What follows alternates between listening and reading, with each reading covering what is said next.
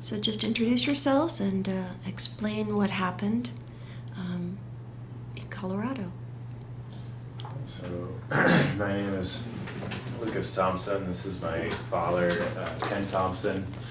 And about 5 years ago, I had just started university classes at Colorado State, and I was living in my first apartment and about to come home from school for Thanksgiving break, and it was later. My grandmother was coming into town the next day. I had been working a couple jobs and a full course load, and just wanted to make it out of my apartment and back to my home about an hour away. And started out being fine, had my car all packed up, ready to go, and about 30 or 40 minutes into the drive, just some really deep sleep overtook me, I guess, and the vehicle that I was in, it was a 2010 Subaru Outback, essentially kind of slowly came off the interstate that I was on, and at about 75 miles an hour hit a guardrail, smashed through the guardrail, rotated the car 90 degrees, barrel rolled 2 or 3 times before hitting an overpass that crushed the back end of the car, and so it was a full-on total of the car. It was beyond any kind of repair or fixing or whatever, and I remember waking up knowing that I was hitting the guardrail, knowing that everything was out of my control, and finally having the car stop and not feeling any pain, and I was able to get the door open and walk away, essentially. So really didn't have any injuries. I was checked out by ambulance crew, and I was pretty dumbfounded and pretty shocked that I was cognizant and able to walk on my own and everything else. And the ambulance crew said it's surprisingly common how often this happens, especially in these kinds of vehicles. So definitely owe my life and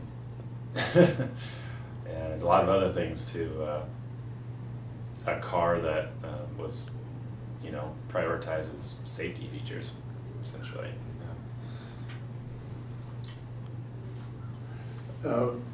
My name is Ken Thompson. I'm Lucas's father, and this situation started for me with a phone call from Luke.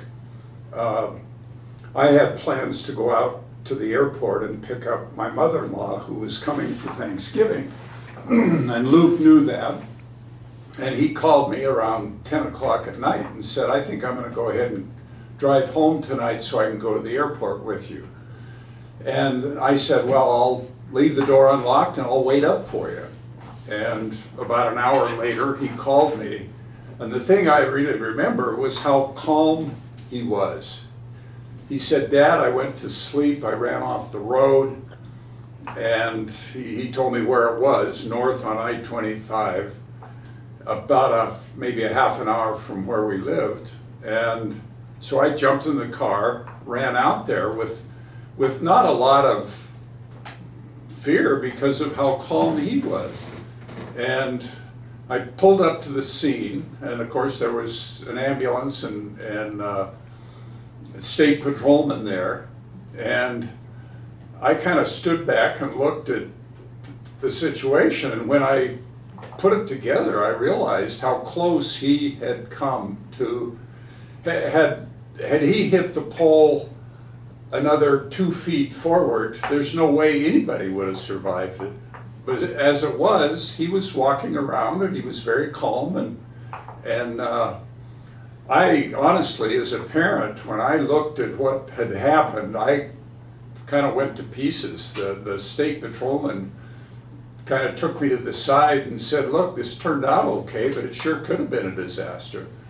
And we, got everything settled, and the wrecker came. The car was totaled. That was pretty obvious. The top of the rear of the Outback was a perfect U shape where it had hit the pole, and it was clear down to the frame. I mean, it was way down. And as a parent, I guess the two things that I've taken away from it, the fact that he was working 2 jobs and in his first apartment, and he was tired, and I guess as a parent, in retrospect, I should have said, well, why don't you get a good night's sleep? But of course, everybody's excited about Thanksgiving and grandmother coming and everything, and I guess that's the one lesson. Get a good night's sleep. Don't try to drive after you've worked at 2 jobs,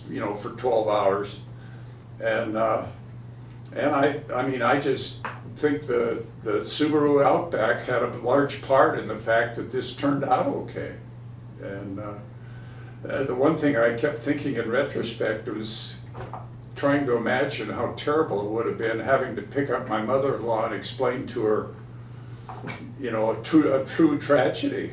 And as it turned out, it wasn't necessary. It's a story we've told a lot of people, but it had a happy ending. So that's kind of the story of the Subaru and the kid who went on and graduated from college and is now out on his own. So Thank you. is- Yeah, shut it down here. There we go.